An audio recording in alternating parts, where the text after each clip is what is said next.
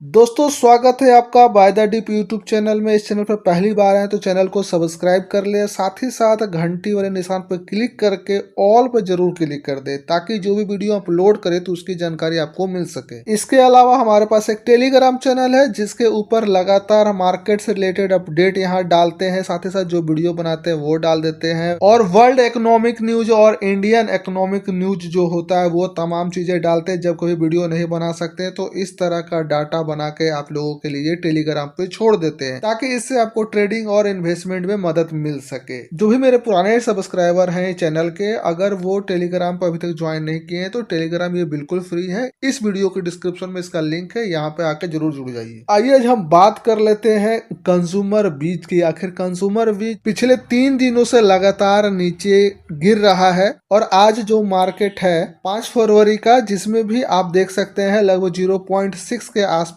ये आज गिरा है और पिछले 3 दिन से भी ये गिर ही रहा है थोड़ा थोड़ा करके। लेकिन जो बजट 2025 में पेश किया गया है वहां पे जो है कंज्यूमर के लिए काफी कुछ चीजें मिली हैं। लेकिन ऐसा क्या हुआ कि कंज्यूमर बीज इंडेक्स जो है लगातार गिर ही रहा है। जैसे कि हम तमाम लोग जानते हैं कि अभी फिलहाल जो बजट में जो टैक्स से रिलेटेड बातें आई थी, तो कहीं ना कहीं जो इकोनॉमिकल माइंडसेट रखने वाले लोग हैं उनका कहना था कि जब टैक्स में रिबेट मिला है, छूट मिला है, तो निश्चित तौर पर मार्केट में वो कहीं ना कहीं अमाउंट डंप करेगा, वो पैसा जाएगा। जैसे कि हम सभी लोग जानते हैं कि 16 लाख रुपया तक जो है कि टैक्स फ्री किया गया है और इसके बारे में नेक्स्ट इसी वीक जो है कि पूरा रूल रेगुलेशन जो है आ जाएगा, तो लोग जान जाएंगे कि क्या इसके पीछे दावपेच है। लेकिन खैर, जब अगर 16 लाख की बात हुई है तो 16 लाख कमाने वाला भी भारत के अंदर होना चाहिए। तो ऐसे कितने लोग हैं जो 16 लाख रुपया का आमदनी करते हैं भारत के भीतर?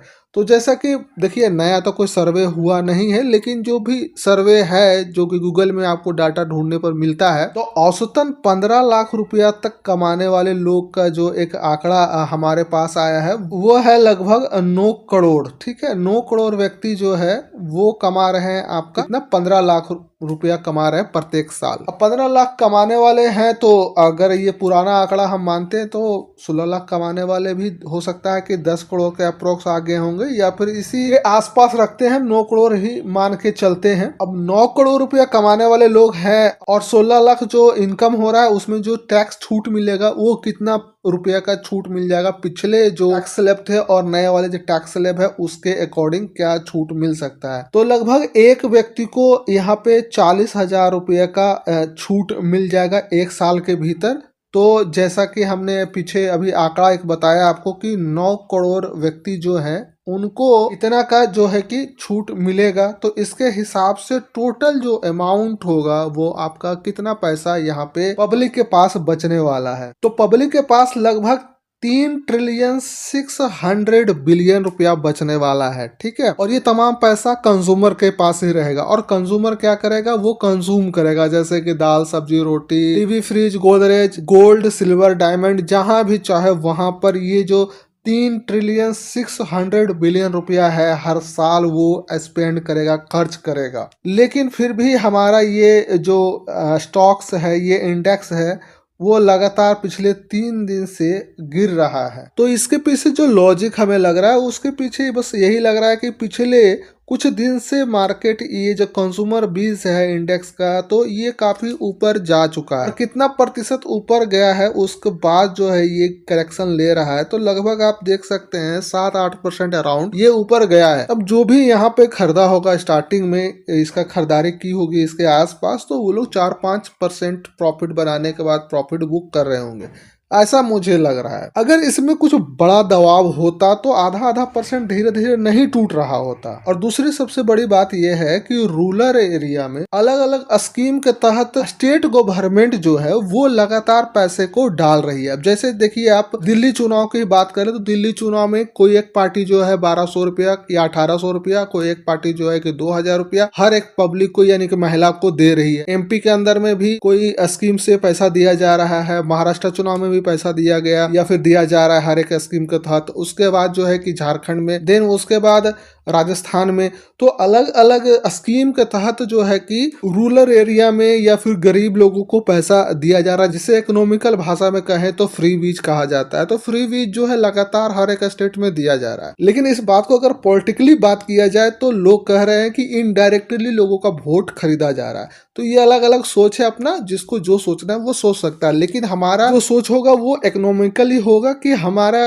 मार्केट के ऊपर ये पैसा किस तरह से इम्पैक्ट करेगा। तो देखिए, जैसे कि रूरल एरिया के अंदर पिछली जो डाटा आया है उस डाटे में ये दिख रहा है कि रूरल एरिया में लगातार खरीदारी की जा रही है कंज्यूमर के तहत, क्योंकि जो सरकारें स्कीम निकाल रही है, स्टेट गवर्नमेंट जो स्कीम्स दे रही है, महिला कन्या योजना या फिर वो भाभी योजना, दीदी योजना, चाची योजना, तो उस तरह का जो भी योजनाएं चल रही, उसमें जो है कोई 2,000 रुपया दे रहा है प्रत्येक पर्सन, कोई दे रहा है 1,500 रुपया, कोई दे रहा है 1,800 रुपया। तो ये पैसा जो है आपका वो कहाँ जा रहा है? देखिए, ये मुफ्त का पैसा जो मिल रहा है वो डायरेक्ट जो है कि रोजमर्रा की जिंदगी में यूज होने वाला जो सामान है उसे खरीदा जा रहा है। तो रूरल एरिया में तो चलो ठीक है, ये तमाम पैसा सर्कुलेट होना शुरू हो गया, लेकिन अर्बन क्षेत्र में अभी भी जो है कि खरीदारी कम हो रही है। जैसे ही टैक्स रिबेट वाला ये जो खबर आई है, ये इसका इम्पैक्ट हमारे अर्बन क्षेत्र में पड़ेगा, लेकिन कब पड़ेगा?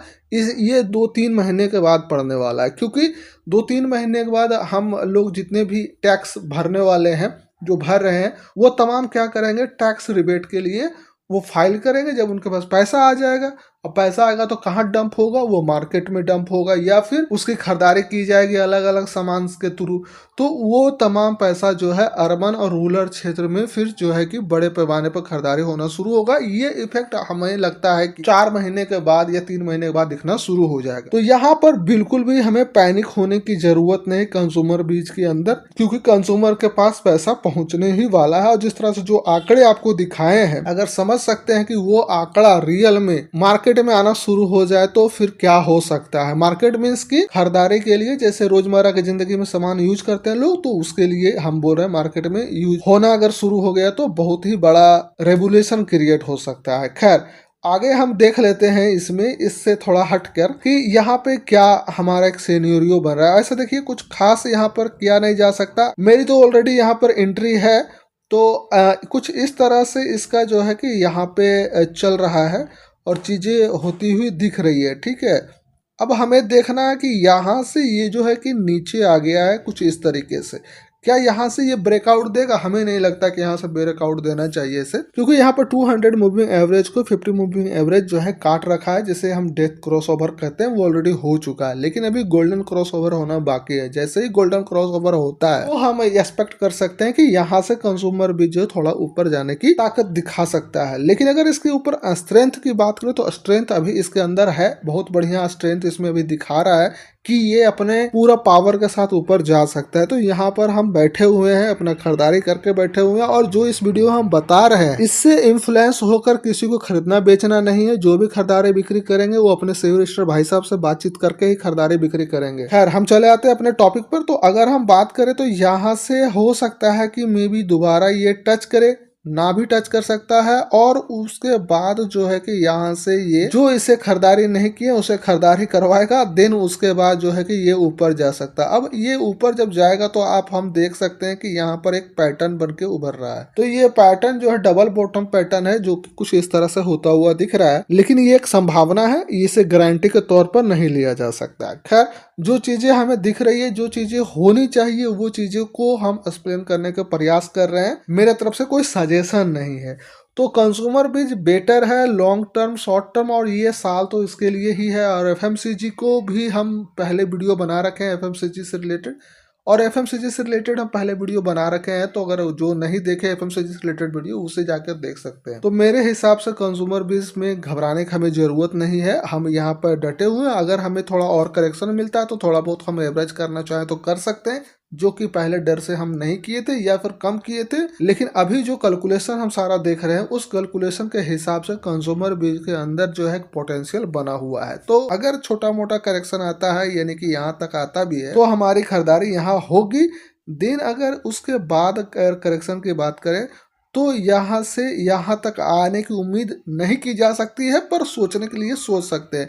आपको हम बता दें कि 105 रुपया जो इसका है वो 52 वीक लो प्राइस है, तो इसे भी ध्यान में रखा जाएगा। और ये जो एरिया है वो वीकली टाइम फ्रेम पर जब हम आएंगे तो 200 मूविंग एवरेज का ये सपोर्टिंग एरिया है 105, तो यहाँ तक प्राइस आए ये संभावना बहुत कम है, लेकिन मान के रखेंगे कि अगर प्राइस यहाँ तक आती भी है 105 पे तो हम यहाँ के लिए भी तैयार है। आई थिंक हमने जो आपको समझाने का प्रयास किया है उसमें थोड़ी बहुत चीजें आपको क्लियर समझ में आ रही होगी। अगर फिर भी कोई समस्या आ रहा होगा इस वीडियो से रिलेटेड तो आप हमें कमेंट कर सकते हैं, साथ ही साथ टेलीग्राम पे आके हमसे सवाल पूछ सकते हैं इस वीडियो से रिलेटेड अगर आपको कुछ समझ में ना आ रहा हो तो। खैर इस वीडियो को यहीं पर समाप्त करते हैं, फिर मिलते हैं कोई नए वीडियो के साथ। जब तक के लिए जय हिंद जय भारत।